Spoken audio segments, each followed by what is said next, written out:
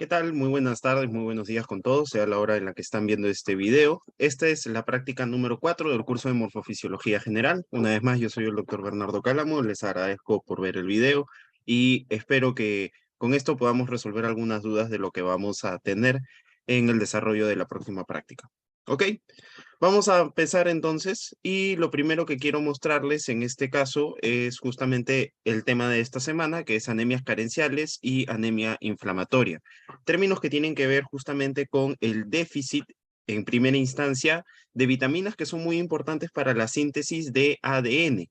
Y no quiero empezar este tema sin antes explicar la importancia de estas dos vitaminas que vamos a hablar el día de hoy, que es la vitamina B9 o el ácido fólico y la vitamina B12 o la cobalamina, o en su forma activa la hidroxicobalamina.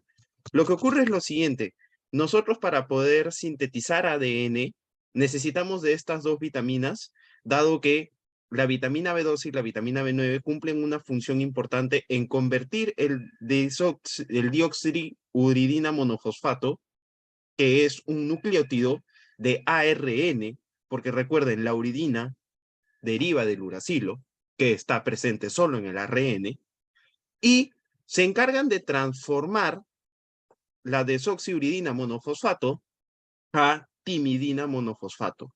La timidina monofosfato es parte, como ustedes conocerán, del ADN. Entonces, si no tenemos estas dos vitaminas y vamos a ver el proceso bioquímico por el cual estas dos vitaminas funcionan y ayudan a la síntesis de timidina, no vamos a poder sintetizar ADN. Pregunta, y esto es a la reflexión que quiero que lleguemos, es que, ¿qué ocurrirá si es que no podemos sintetizar ADN en un eritrocito? Regresemos entonces a lo que es la médula ósea. Recordemos que en la médula ósea es donde generalmente en las personas que ya han nacido, no en los bebés o en la vida intrauterina, en la vida embrionaria, sino en los niños que ya han nacido y en los adultos como nosotros, ocurre en la médula ósea el proceso de hematopoiesis. Indistintamente de la edad en los niños será en la médula ósea de los huesos largos y en las personas adultas será en la médula ósea de los huesos móviles o axiales, no móviles o axiales, disculpen, como las vértebras y las costillas.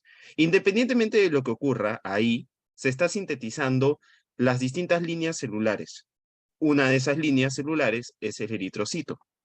Para la síntesis del eritrocito es necesario que se realicen distintas divisiones mitóticas y en las divisiones mitóticas lo que hacemos es replicar ADN. Entonces, justamente teniendo en cuenta el concepto de biología general, si no tenemos la capacidad de sintetizar ADN, si no podemos convertir la desoxiuridina monofosfato en timidina monofosfato por falta de vitamina B9 y falta de vitamina B12, vamos a interrumpir las divisiones mitóticas del eritrocito. Al interrumpir las divisiones mitóticas del eritrocito, el eritrocito se queda en estadios previos, estadios que su tamaño va a ser mucho más grande de lo normal. Porque recordemos de que en cada división mitótica de la serie eritroide, el eritrocito va haciéndose más pequeño. Por eso es que las anemias carenciales por falta de vitamina B9, falta de vitamina B12, nos producen una anemia macrocítica, es decir, un volumen corpuscular medio elevado. Dicho esto, quiero que empecemos con la primera parte. Vamos a hablar de la cobalamina o la vitamina B12, una vitamina hidrosoluble que es necesaria para la síntesis de ADN y vamos a ver cómo funciona esto. Normalmente los requerimientos en la dieta de vitamina B12 son muy pocos. Miren, solo necesitamos en personas adultas 2 a 5 microgramos por día. ¿Y cuáles son los alimentos que contienen gran cantidad de vitamina B12? Pues están las carnes rojas de preferencia, el hígado, el pescado, los lácteos y los huevos. Como vemos acá una foto donde vemos resumido todo eso. Ahora, la cobalamina o la vitamina B12 tiene dos formas, metilcobalamina y adenosilcobalamina. La metilcobalamina es la forma circulante y la adenosylcobalamina es la forma de depósito. Mientras que farmacéuticamente tenemos a la hidroxicobalamina, un metabolito activo de la vitamina B12 que nosotros lo utilizamos justamente en ampollas inyectables para personas que tengan anemia perniciosa o anemia por déficit de B12. Y también la tenemos en forma de adenosilcobalamina, que se utiliza para el diagnóstico de déficit de vitamina B12 en las personas. Para eso, vayamos principalmente a estas dos imágenes, pero me gustaría que nos centremos primero en la imagen que se encuentra a la derecha, ¿ok? En esta imagen lo que vemos primero es que la vitamina B12 que se encuentra en la comida, sea indistintamente el alimento que uno consuma, ingresa al cuerpo, pero no ingresa sola, ingresa con una proteína. Esta proteína se conoce como aptocorrina y la aptocorrina es una proteína que se encuentra en nuestra saliva. La vitamina B12 se va a juntar con la aptocorrina y con otra proteína que en este gráfico no está evidenciada, que es la proteína R. La aptocorrina, la proteína R y la vitamina B12 van a ingresar, van a seguir su trayecto por el esófago, van a llegar al estómago y en el estómago va a ocurrir algo importantísimo. Como nosotros estamos consumiendo alimentos, estos alimentos van a favorecer la secreción de los contenidos de las células parietales estomacales, dentro de ellos el ácido clorhídrico. Sin embargo, las células parietales también producen el factor intrínseco, muy importante y muy necesario para la absorción de la vitamina B12. No dejemos de lado la importancia de que el estímulo principal para la secreción de ácido clorhídrico y la secreción del factor intrínseco, en este caso, es el ingreso de los alimentos. ¿Qué ocurre? Se secreta el factor intrínseco, que lo vemos aquí, y mientras la aptocorrina, la proteína R y la vitamina B12 pasan a la primera porción del duodeno, en la primera porción del duodeno, debido a las proteasas que se han secretado de las células parietales y al ácido gástrico, la aptocorrina y la proteína R se degradan, dejando a la vitamina B12 sola. Acá puede ocurrir dos cosas. Si un paciente tiene déficit de factor intrínseco, y por favor les pido que presten mucha atención a esta parte, si un paciente tiene déficit de factor intrínseco, la vitamina B12 no se va a poder unir al factor intrínseco en esta porción del duodeno, en la primera porción del duodeno, y lo que va a ocurrir es la degradación por el ácido y las proteasas gástricas de la vitamina B12. Sin embargo, como vemos en este caso, este paciente no tiene un déficit de factor intrínseco. ¿Y qué va a ocurrir? Va a ocurrir el metabolismo fisiológico, el metabolismo normal de la vitamina B12. ¿Qué va a ocurrir? Justamente las proteasas y el ácido gástrico van a degradar a la aptocorrina y a la proteína R, pero la vitamina B12 se va a unir al factor intrínseco, justamente en esta porción, y al unirse al factor intrínseco, el factor intrínseco lo que va a hacer es proteger a la vitamina B12, que es una vitamina hidrosoluble, de la degradación por medio de las proteasas y el ácido gástrico. Y eso lo que va a hacer es facilitar que este complejo vitamina B12 factor intrínseco pueda seguir avanzando en su recorrido por el duodeno, pasen al yeyuno y lleguen a la parte más importante para la absorción de la vitamina B12, que es el ilion. Al llegar al ilion, va a ocurrir justamente la absorción de la vitamina B12. Pero ¿cómo ocurre esta absorción? Bien sencillo.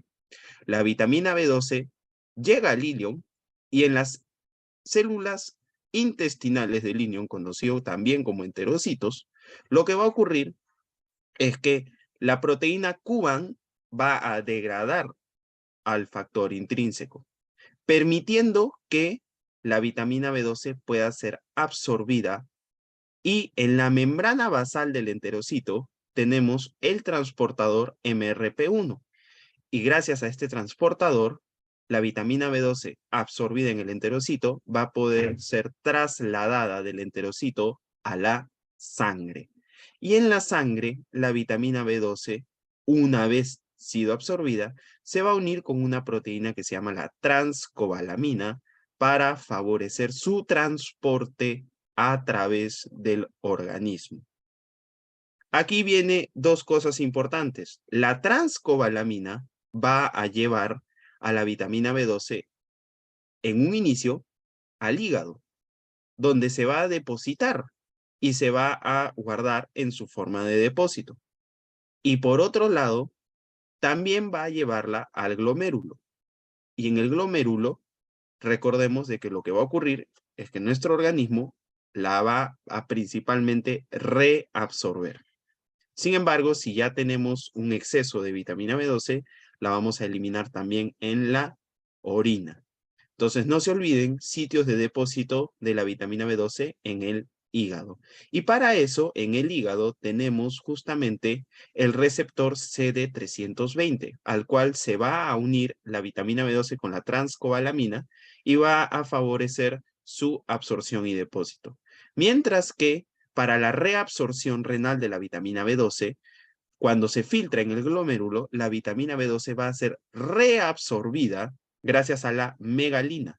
Y la megalina, nuevamente, posterior a eso, va a permitir que la vitamina B12 se una a la transcobalamina y vuelva al torrente sanguíneo. Dicho esto, quiero que nos centremos en esta parte muy importante, que es la parte de la secreción de las células parietales. Recordemos que las células parietales del estómago son las que producen el ácido gástrico y son las que secretan el factor intrínseco necesario para que la vitamina B12 en el duodeno no sea degradada por las proteasas y el ácido gástrico y pueda continuar su trayecto y pueda ser absorbida en el ilio. Quiero recordarles y quiero decirles, si es que hasta el momento no le he dicho, que en el ilion la vitamina B12 va a ser absorbida, pero solo puede ser absorbida si es que está acoplada al factor intrínseco. Entonces, por eso también es muy importante. Ustedes tienen un caso de anemia perniciosa en el cual vamos a hablar por qué estos pacientes tienen ausencia del factor intrínseco. Y al haber ausencia del factor intrínseco, evidentemente no se puede absorber la vitamina B12 y vamos a tener justamente déficit de esta vitamina y vamos a tener todos los síntomas relacionados al déficit de esta vitamina. Siguiendo de lado, vamos a hablar ahora un poquito del metabolismo de la vitamina B12 junto con el metabolismo del ácido fólico. Y aquí es donde estamos hablando de la desoxiuridina monofosfato, que tiene que ser convertida a timidina monofosfato. Centrémonos en este gráfico primero. Veamos que acá está la reacción más importante, la conversión de desoxiuridina a timidina para favorecer la síntesis. La desoxiuridina monofosfato se transforma a timidina monofosfato gracias a una enzima que se conoce como timidilato sintasa. Sin embargo, para que la timidilato sintasa pueda actuar, necesita un cofactor. Y el cofactor que necesita es el N5N10 tetrahidrofolato. N5N10 tetrahidrofolato. Lamentablemente, N5N10 tetrahidrofolato deriva en un inicio del dihidrofolato que se encuentra en el folato dietético. Y el dihidrofolato es transformado por una enzima que se conoce como dihidrofolato reductasa en tetrahidrofolato. Luego el tetrahidrofolato es transformado, en N5N10 metiltetrahidrofolato. Y esto se vuelve un ciclo. El problema ocurre aquí. La síntesis del dihidrofolato que favorece la síntesis del tetrahidrofolato suele ser una diana terapéutica muy importante de algunos agentes quimioterapéuticos y algunos agentes antibióticos como las sulfonamidas y el metrotexate, un fármaco que inicialmente se utiliza para quimioterapia, pero también es un fármaco modificador activo de la enfermedad de la artritis reumatoidea.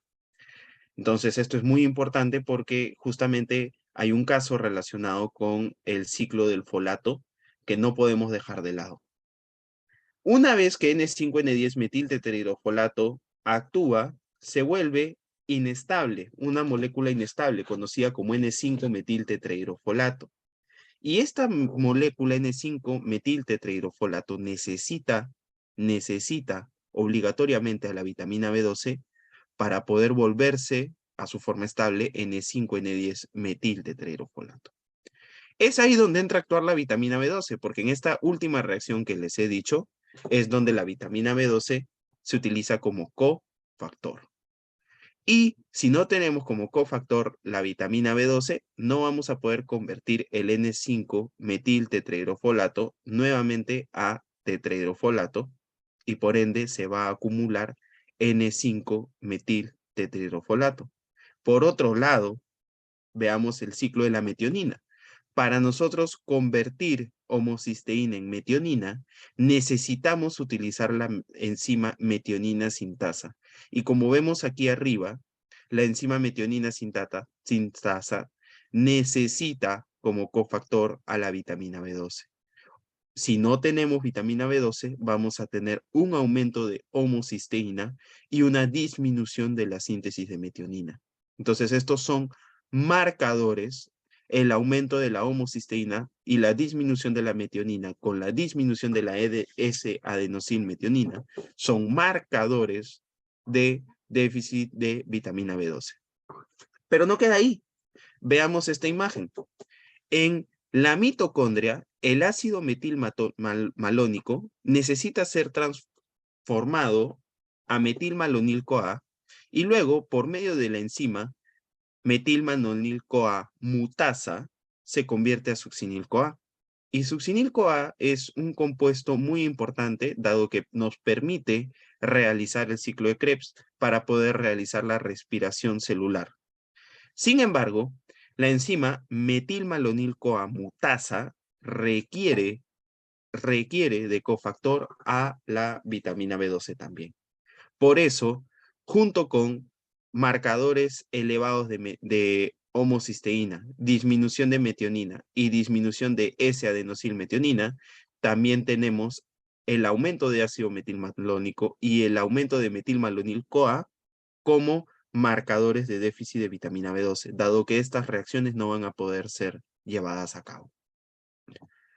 El ácido fólico, la vitamina B9, también conocido como ácido teroil glutámico, también es una vitamina hidrosoluble que es necesaria para la síntesis de ADN. Como les he comentado, si no tenemos el ácido fólico, no vamos a poder convertir deoxirridina monofosfato en timidina monofosfato por acción de la enzima timidilatosintasa, dado que la timidilatosintasa requiere como cofactor al N5N10 metiltetrahidrofolato y que este justamente proviene del ciclo del dihidrofolato convertido por dihidrofolato reductasa a tetrahidrofolato y luego el tetrahidrofolato se convierte a N5N10 tetrahidrofolato.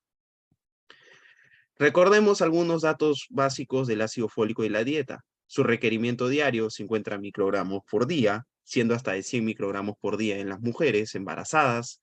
El consumo habitual es de 400 microgramos y los vegetales que consumen las personas generalmente para tener ácido fólico son los vegetales verdes, como la espinaca, las frutas como las naranjas, limones, plátanos, fresas, etc. Sin embargo, también tenemos gran presencia de ácido fólico, vitamina B9 en las carnes rojas y en el hígado. Y esto me lleva a decirles algo muy importante que ocurre en las anemias carenciales. Una persona que sufre de anemia carencial, ya sea por déficit de B9 o déficit de B12 por una falla nutricional, ha tenido un problema nutricional, por lo menos evolucionando en meses y años. ¿Por qué?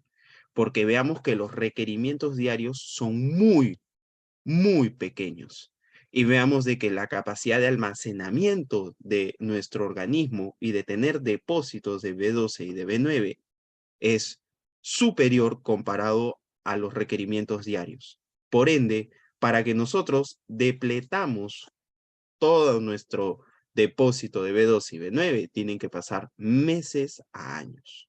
Eso quiere decir de que no vamos a ver un déficit de B9 o B12 comúnmente como un cuadro agudo de enfermedad, sino que lo vamos a ver como un cuadro de enfermedad crónica.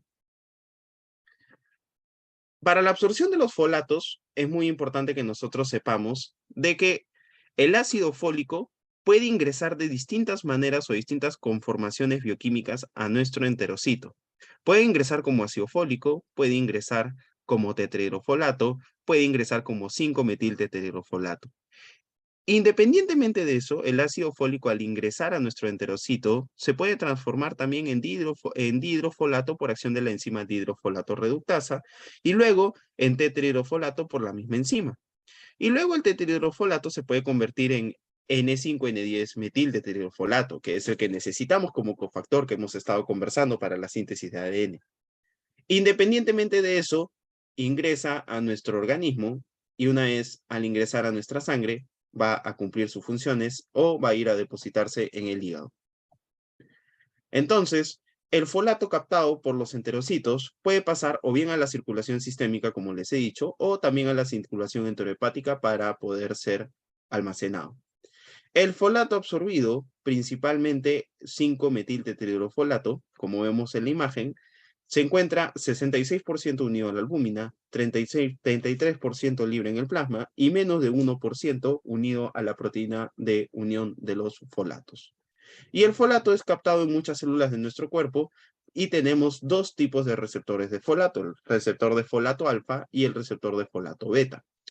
¿Por qué es importante esto? Porque el receptor de folato alfa se encuentra en distintos epitelios celulares, como el epitelio hepático. Sin embargo, el receptor de folatos beta es el primordial en la médula ósea. Entonces, veamos aquí cómo el folato ingresa a la vía enterocítica y es luego justamente transportado en la vía vasolateral a la sangre por los transportadores de folato MRP1, MRP3 y MRP5. Mientras que en la vía biliar es justamente transportado al sinusoide por medio del MRP4. Almacenamiento del folato, como les dije, nosotros almacenamos folato y almacenamos vitamina B12, ambos en el hígado. Y lo que es importante es que recordemos que nuestro cuerpo almacena 0,5 a 20 miligramos de folato, lo cual supera ampliamente la necesidad o el requerimiento diario de folato, que en algunas personas es de 50 a 200 microgramos, y si eres una mujer embarazada, 400 microgramos, lo cual es un valor muy disminuido comparado a nuestras reservas, lo que nos lleva a tener como conclusión de que un paciente que desarrolla un déficit por anemia carencial es porque justamente ha tenido un déficit nutricional o una enfermedad que le cause un déficit nutricional por lo menos de meses a años de evolución. Esto es un poco más de lo mismo, solo que un poco más detallado en el gráfico, justamente la conversión de deoxiuridina a timidina por medio de la timidilato sintasa, que requiere como cofactor al metiltetrahidrofolato, al N5N10 metiltetrahidrofolato, y cómo es que justamente la vitamina B12 interviene en el ciclo de la conversión de dihidrofolato a tetrahidrofolato también para evitar que justamente nos llenemos de metiltetrahidrofolato y por su parte en el ciclo, en la síntesis de metionina, la homocisteína pueda ser convertida a metionina y la metionina luego pueda ser convertida a S-adenosilmetionina. Entonces son ciclos que se encuentran relacionados entre sí y que al no tener ya sea tetrahidrofolato o B12, que es hidroxocobalamina o cobalamina, no podamos sintetizar deoxiuridina. Perdón, no podamos sintetizar timidina en base de deoxiuridina. Muy bien. Por último, vamos a hablar del hierro. El hierro es principalmente absorbido en el duodeno, ¿ok? Y principalmente el hierro hemo, que es 15% del hierro que consumimos diariamente, se absorbe 3 a 5 veces más que el hierro no hemo. Está en distintos componentes como los fitatos, oxalatos, fosfatos, polifenoles y además de eso, el ascorbato, el lactato, piruvato, fructosa, cisteína y sorbitol favorecen su absorción. Pero recordemos que los fosfatos, polifenoles, fitatos y oxalatos retrasan su absorción. Puede ser pregunta de examen, así que tengamos en cuenta estos datos. Fitatos, oxalatos, fosfatos y polifenoles disminuyen su absorción. Ascorbato, lactato, piruvato, fructosa, cisteína y sorbitol favorecen la absorción del hierro. Requerimientos diarios de hierro, veamos de que los requerimientos diarios son mínimos, sin embargo, suelen elevarse en estados como la lactancia y el embarazo. Muy bien. Lo importante es justamente esta imagen.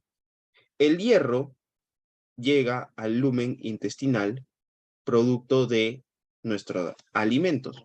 Al llegar al lumen intestinal, el hierro es captado e ingresa por un transportador de metales divalentes llamado DMT1. El hierro ingresa y es luego captado por la ferritina.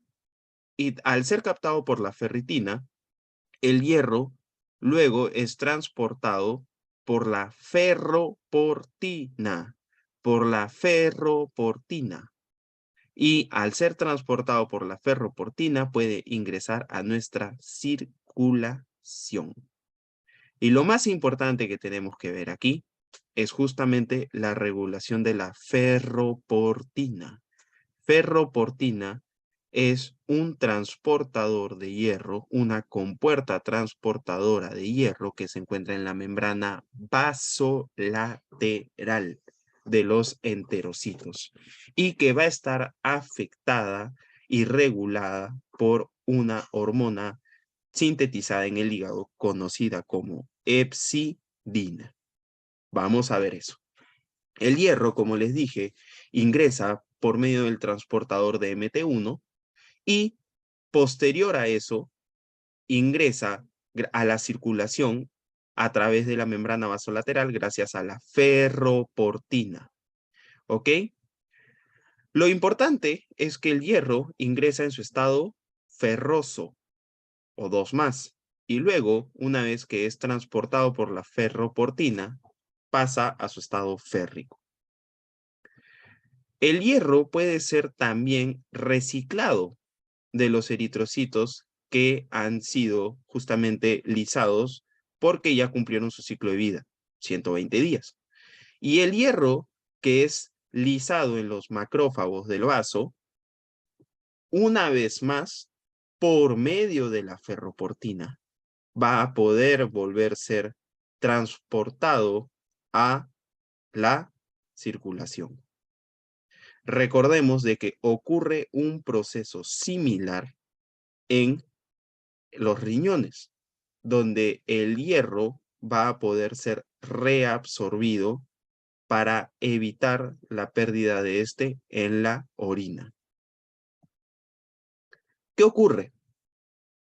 Nosotros necesitamos el hierro para poder sintetizar el grupo hemo y poder formar la hemoglobina.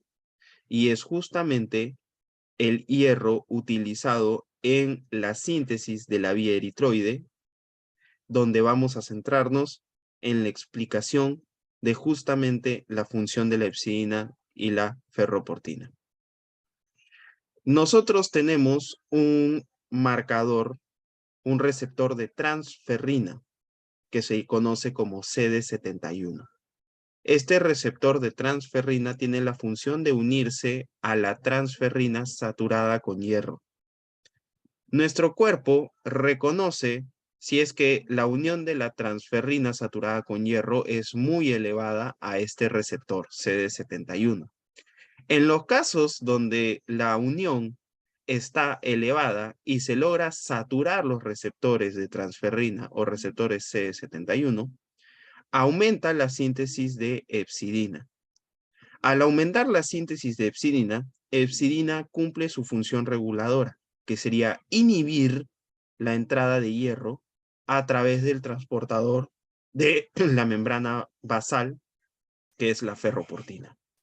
Eso quiere decir que a mayor saturación del receptor de transferrina CDT1 por medio de transferrina unida o acoplada a hierro, vamos a tener mayor producción hepática de hepcidina.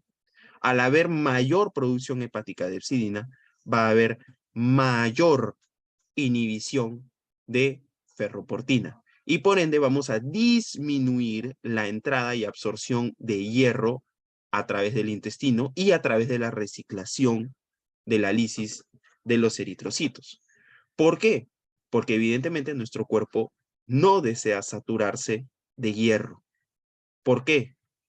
Una explicación fisiopatológica puede ser el hecho de que el hierro es un componente altamente reactivo y que en exposición con oxígeno puede formar especies reactivas de oxígeno y eso puede causar daño celular y producir enfermedades. Una de las enfermedades más conocidas por depósito o acumulación de hierro es la hemocromatosis. Sin embargo, no viene mucho al caso, simplemente para que sepan de que nuestro cuerpo no puede tener más cantidad de hierro de la que ya tiene. ¿Y cómo nuestro cuerpo se va a dar cuenta de que está con niveles séricos de hierro normales y adecuados? Por medio de la capacidad de saturación del receptor de transferrina. ¿Qué ocurre si el receptor de transferrina no se satura? Quiere decir de que el receptor de transferrina se encuentra en muy poca proporción unido a transferrina que transporta hierro. Eso quiere decir de que va a ocurrir el proceso contrario, y el proceso contrario sería de que al haber poca saturación del receptor de transferrina, se va a disminuir la expresión de hepcidina, y al disminuir la expresión de hepcidina se va a favorecer el metabolismo y la absorción de hierro a través de la ferroportina. Y eso nos va a permitir a nosotros poder tener más hierro en nuestro organismo. Y esto tiene que ver mucho con un tema que se llama anemia inflamatoria. La inflamación producida por distintas enfermedades, generalmente enfermedades crónicas, como las neoplasias, la tuberculosis o la brucelosis, van a producir que se liberen distintos mediadores de inflamación, conocidos como citoquinas. Dentro de todas las citoquinas que se van a liberar, ya sea el factor de necrosis tumoral alfa, el interferón gamma, la interleuquina más importante y la más relacionada con la anemia inflamatoria es la interleuquina 6.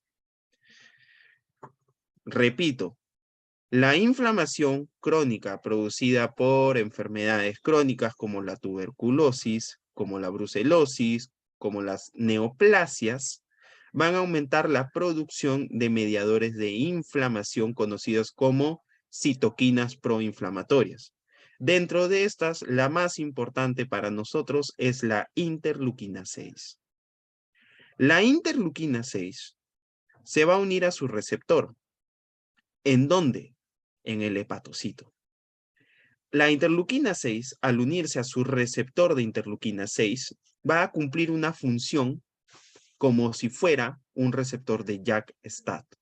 Se va a fosforilar la proteína JAK y la proteína JAK al fosforilarse va a activar a la proteína STAT fosforilándola. Una proteína STAT fosforilada se va a unir con otra proteína STAT fosforilada y se va a formar un dímero STAT. Y este dímero STAT va a ingresar al núcleo del hepatocito y va a favorecer la transcripción de hepcidina. Y recordemos el funcionamiento normal de la hepcidina. Si tengo hepcidina elevada, lo que va a producir es una inhibición de la ferroportina. Y al nosotros inhibir ferroportina, vamos a tener disminución de la absorción intestinal de hierro y por eso la anemia inflamatoria nos produce una anemia por falta de hierro. Justamente en este caso, la anemia inflamatoria suele ser normocítica, normocrómica. ¿Y cómo se explica que no sea microcítica e hipocrómica? Se explica porque la inflamación mediada justamente por la interleuquina 6 suele ser una inflamación aguda a subaguda y no una inflamación de alguna manera producida de larga data. Ahora, recapitulemos. La inflamación producida por enfermedades crónicas es la que produce la interleuquina 6. Y esta es la que se une a su receptor, fosforila JAK, dimeriza STAT fosforilado y aumenta la producción de hepcidina y vamos a tener una disminución de la absorción intestinal de hierro por inhibición de de ferroportina a través de la hepcidina. Y es así como se explica que las anemias inflamatorias crónicas sean anemias normocíticas normocrómicas. Repito, no son microcíticas ni son hipocrómicas, son normocíticas normocrómicas generalmente. Muy bien, esto es un poco más de lo que ya hemos visto. Al igual que esto, recordemos de que justamente la hepcidina tiene relación ¿con qué? Con la capacidad de transporte de la ferroportina, ¿ok? Y que para nosotros producir mayor cantidad de hepcidina, tendríamos que de alguna manera u otra tener mayor saturación del receptor de transferrina que hemos hablado previamente. Vamos a ver unos casitos. Justamente la anemia megaloblástica por déficit de B9 o B12 puede tener distintas etiologías. Y aquí es donde quiero que quedemos en cuenta y nos demos cuenta de que anemia megaloblástica es un conjunto de anemias. Mientras que dentro de la anemia megaloblástica pueden haber distintas causas, como por ejemplo el déficit de B12, el déficit de B9 o también la anemia perniciosa. Así que no generalicemos de que la anemia perniciosa es solo anemia megaloblástica, sino que la anemia megaloblástica es un conjunto de enfermedades, ¿ok? Como vemos, por falta de vitamina B12 podemos tener la anemia perniciosa, que es justamente la pérdida del factor intrínseco. Pero también podemos tener problemas de malabsorción intestinal, como la enfermedad celíaca, las gastrectomías previas o las cirugías ileales previas como causa de déficit B12. Y en el caso del déficit de folato, las causas más comunes es el alcoholismo y la malabsorción justamente por falta de nutrición. Sin embargo, aquí es importante también tener en cuenta de que causas de déficit de folato también están el uso de agentes quimioterapéuticos como el metrotexate y antibióticos como las sulfas. Quiero que vayamos un poco a un caso de déficit de B12. ¿Qué va a ocurrir con un paciente que tiene déficit de B12? Pues vamos a tener distintas manifestaciones. Y dentro de las primeras manifestaciones que vamos a tener es justamente una falla en la sensibilidad y una degeneración en distintas partes de la médula ósea. A esto se le conoce como una degeneración esponjósica mielopatía, y justamente vamos a tener pérdida de la propiocepción, que es la vibración, posición. Vamos a tener un paciente que va a tener incapacidad, de sentir la vibración, la posición, la propiocepción. Va a tener una marcha atáxica, va a tener debilidad de las extremidades, hiperreflexia, signo de Romberg positivo.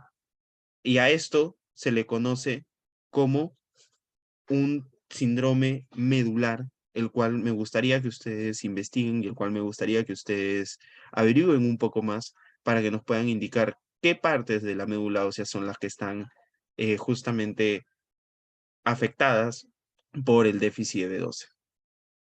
En la sangre periférica vamos a tener glóbulos rojos macrocíticos con un volumen corpuscular medio elevado, macroovalocitos.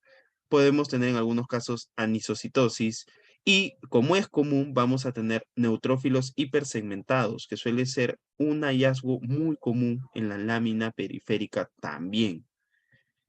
En la médula ósea vamos a tener hipercelularidad, dado de que nuestra médula va a requerir mayor cantidad de B12 y B9 para poder sintetizar estos precursores. Sin embargo, al no haber nuestra médula ósea va a tratar de compensar la falta de células funcionales generando más células, aunque las células que genere no sean células funcionales en sí.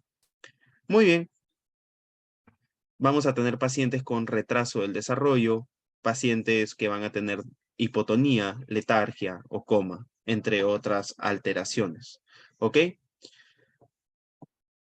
En la anemia megaloblástica por fármacos es justamente lo que estábamos hablando. Recordemos de que hay fármacos que inhiben a la enzima dihidrofolato reductasa. Y ustedes dirán, doctor, ¿de verdad existen estos fármacos? Y sí, sí existen. ¿Por qué? Porque las bacterias también tienen síntesis del ácido fólico. Entonces es una vía utilizada para poder inhibir justamente el crecimiento y la replicación bacteriana. Lamentablemente, los fármacos no son específicos de la enzima dihidrofolato reductasa bacteriana y también afectan a la enzima dihidrofolato reductasa de nuestro organismo. El fármaco más comúnmente utilizado y más comúnmente relacionado como antibiótico a esto es el trimetoprim sulfametoxazol. Y recordemos de que son las sulfas las que producen justamente inhibición de la enzima dihidrofolato reductasa. Pero también tenemos agentes neoplásicos anticancerígenos como el metrotexate, que también inhibe la enzima dihidrofolato reductasa. Y no solo eso, sino que también el metrotexate es el fármaco más utilizado para tratamiento de la artritis reumatoidea y es conocido como un fármaco modificador de la enfermedad.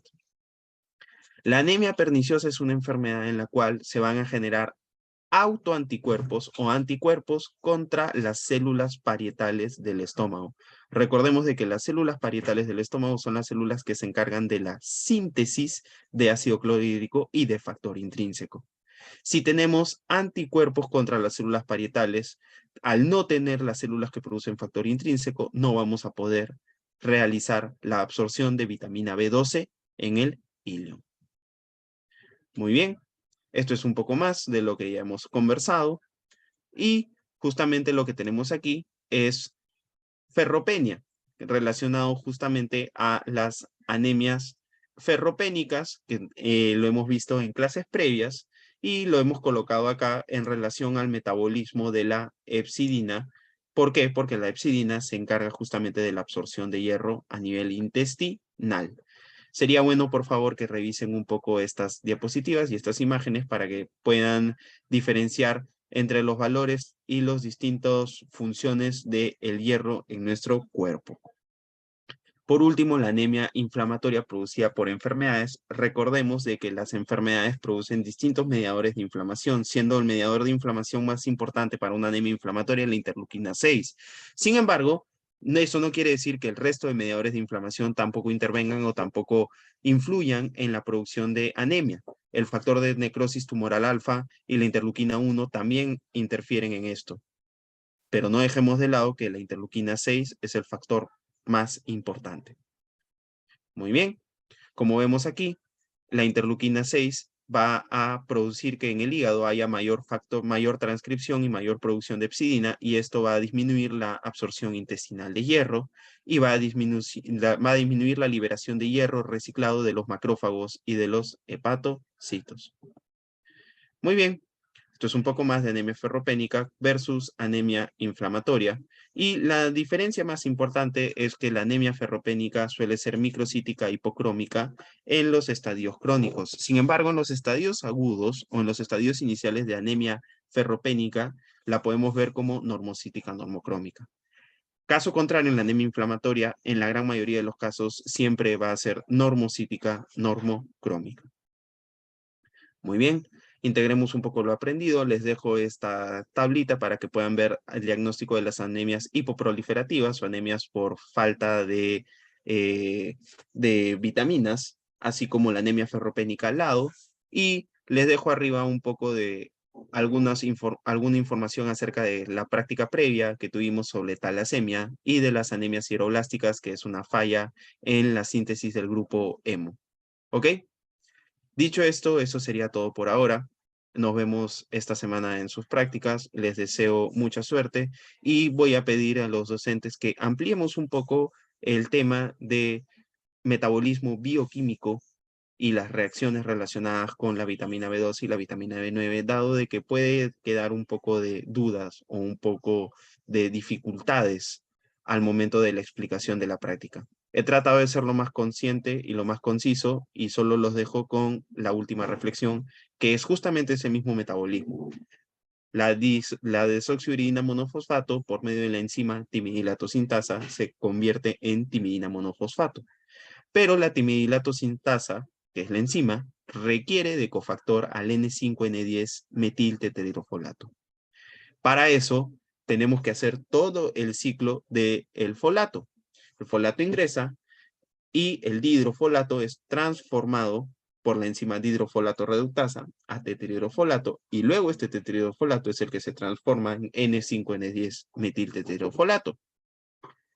Pero N5N10 metiltetrahidrofolato es, por así decir, inestable y suele convertirse en N5-metiltetrahidrofolato. Para que no nos quedemos en ese estadio, es que utilizamos a la enzima metionina sintasa, que utiliza a la homocisteína y la vitamina B12 y convierte la homocisteína en metionina y el N5-metiltetrahidrofolato en tetrahidrofolato nuevamente, para que el tetrahidrofolato nuevamente pueda ser convertido en N5N10-metiltetrahidrofolato y pueda ser utilizado por la enzima timidilato sintasa. Entonces, vemos ahí la importancia de la vitamina B12 y la vitamina B9 en todo este ciclo que se produce de manera continua. Al no haber uno de ellos, vamos a tener un problema en la síntesis de ADN porque no vamos a poder sintetizar timidina y eso nos va a generar la anemia carencial. No se olviden que la anemia inflamatoria, más importante, factor inflamatorio o interleuquina inflamatoria 6. ¿Ok? Muchas gracias. Espero que hayan podido entender un poco más al respecto. Les deseo mucha suerte en sus prácticas y que sigan estudiando. Cuídense mucho.